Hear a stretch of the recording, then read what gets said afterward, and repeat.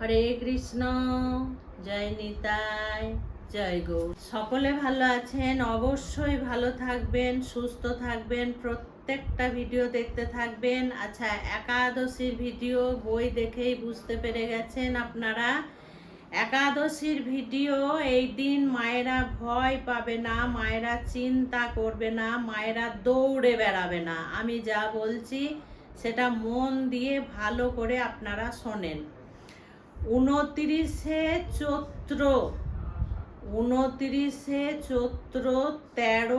April সোমবার বরুথিনী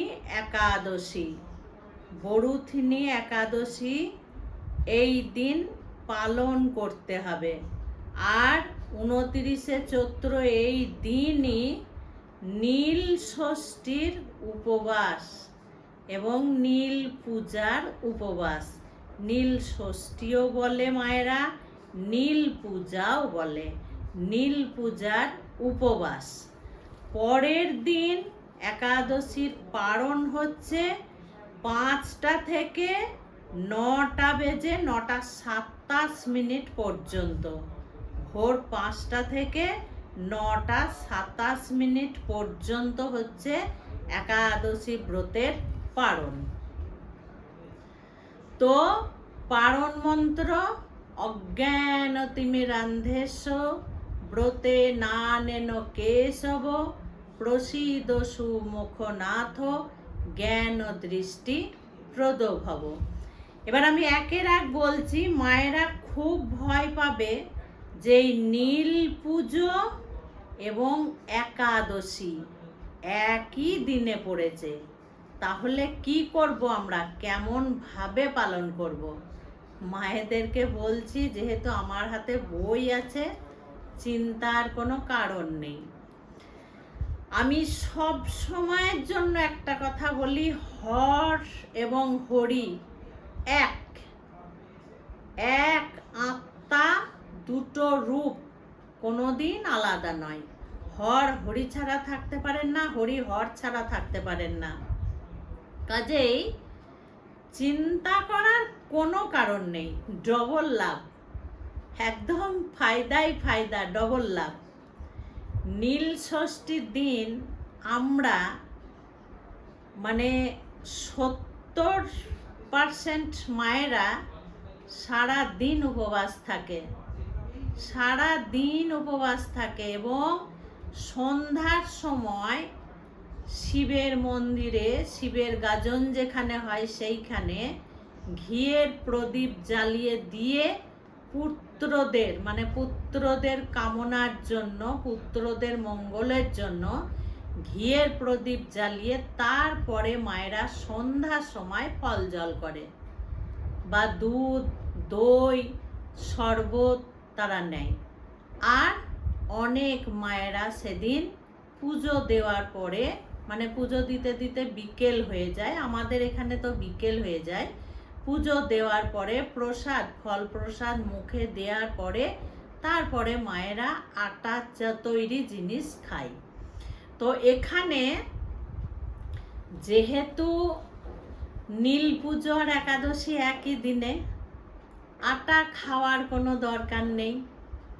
মায়েরা ফল জল করে থাকবে, দই খাবে, দুধ খাবে, শরবত খাবে, ফল নেবে, ব্যাস নিয়ে থেকে যাবে।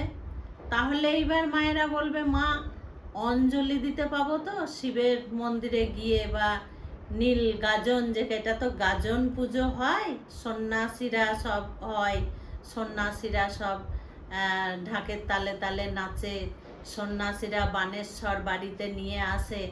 তো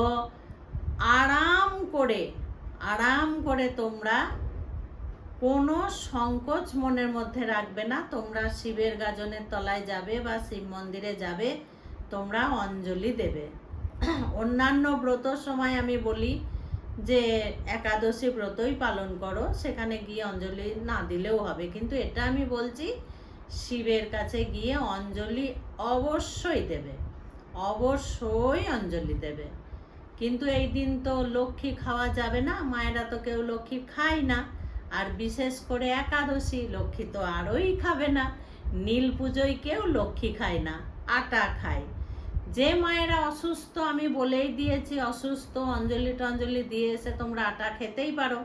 যারা অসুস্থ অসুস্থ ওষুধ খায়, অপারেশনের রুগী, সুগারের রুগী এরকম আছে, আমি নিঃসন্দেহে বলে দিয়েছি আটা খাবে, কোনো চিন্তার কারণ নেই। ভক্তিটাই মেন, ভক্তি করবে, নাম গান করবে, ব্যাস, খাওয়ার সঙ্গে কোনো সম্পর্ক নেই। আচ্ছা, যে মায়েরা ফল জল খেয়ে থাকবে, শিবের মন্দিরে ভগবানকে ঘরে নিবেদন করে সেই প্রসাদ নিয়ে গিয়ে শিবের মন্দিরে তোমরা শিবের সামনে দেবে, ভগবান শিবের সামনে তোমরা দেবে। তারপরে দিনের শেষে প্রসাদ নিয়ে এসে তোমরা খাবে, খেয়ে জল খাবে। অসুবিধার কিচ্ছু নেই, চিন্তার কোনো কারণ নেই, ভয়ের কোনো কারণ নেই।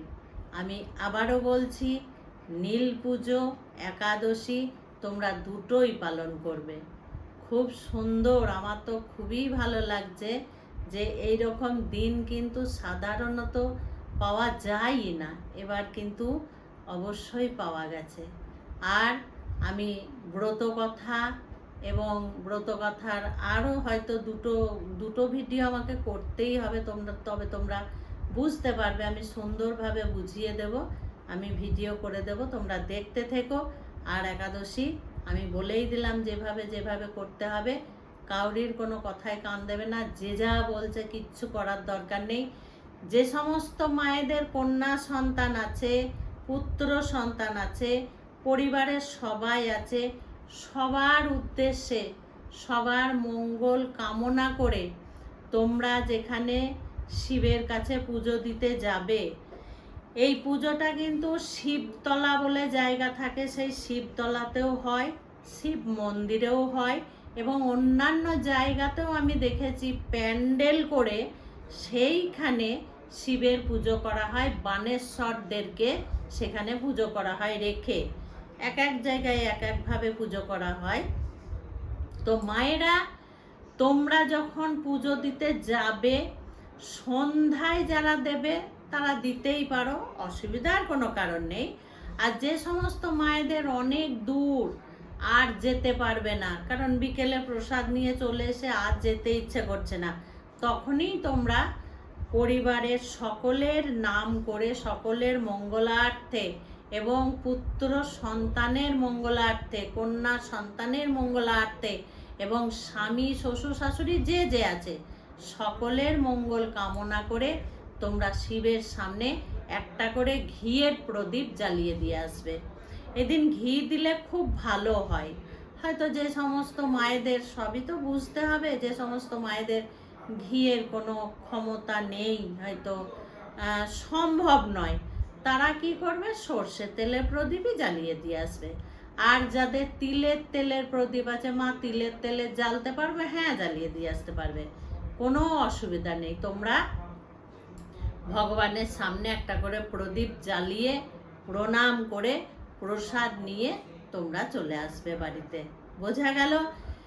যে সমস্ত মায়েদের ওখানে কিছু নেই, শহরে বাস, ফ্ল্যাটে বাস, মা আমরা কি করব, গায়ে পালন করে থাকবে। গায়ে বলতে সারাদিন উপবাস থাকলে তারপরে বিকেলে তোমরা ঘরেই গোপালের সামনে বা রাধা কৃষ্ণর সামনে, কারণ শহর বাজারে যাদের ফ্ল্যাটে বাস, তারা তো শিবের গাজন টাজন থেকে একটু দূরেই থাকে, কাছে পিঠে থাকে না, সেইভাবে সেখানে হয় না।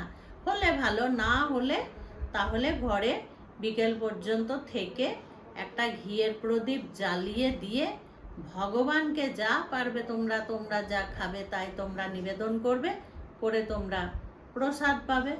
তবে পালন কিন্তু করতেই হবে।